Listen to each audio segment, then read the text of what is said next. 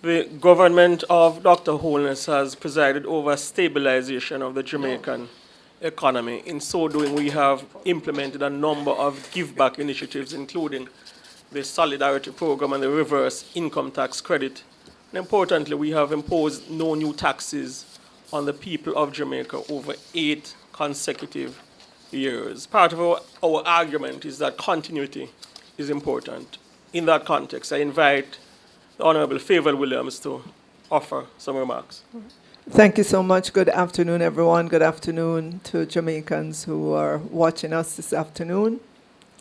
And Dr. Tufton, I agree with you. The point needs to be repeated that the PNP hurriedly put together a manifesto with many errors, and the fact that the PNP does not know if they are talking about 8, 10, or 11 pillars shows a slapdashedness about the PNP's manifesto.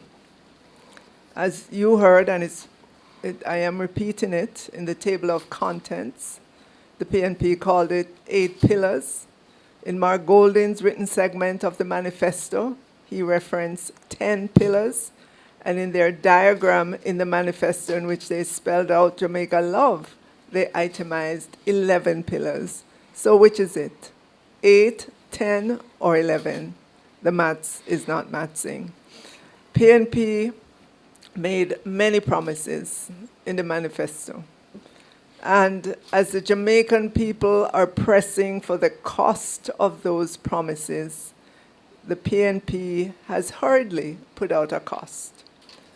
They said that their many promises will cost 10% of discretionary funds. First, I'd like Jamaicans to know that there is no major line item in the budget called discretionary funds. So for the PNP to be speaking of discretionary funds, it shows their fundamental lack of understanding of this country's budget. Jamaica's budget rolls up into some major segments: programs, 359 billion, compensation of employees, 496 billion, interest payment, 177 billion, capital expenditure, 63 billion, and then you have loan payment and loan receipts.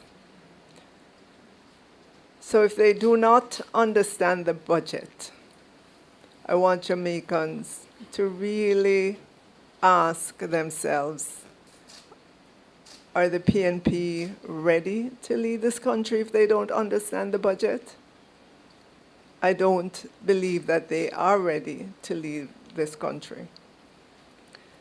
So I say to Jamaicans, if you take nothing away today from this press conference, I want you to take away with you the fact that the PNP does not understand government, the PNP does not understand Jamaica's budget, and the PNP is not ready to lead this country.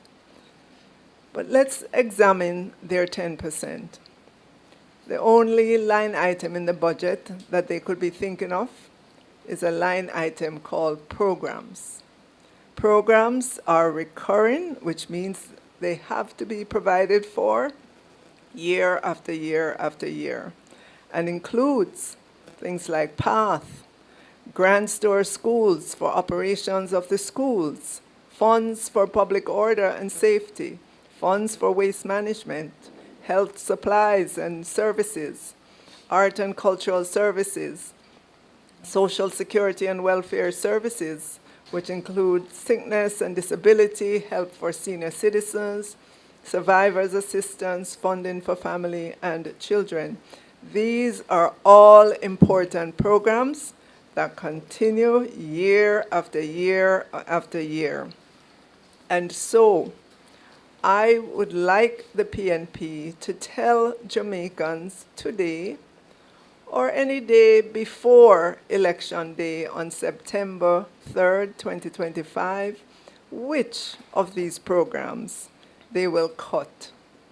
eliminate or defer into the future in order to fund their raft of promises.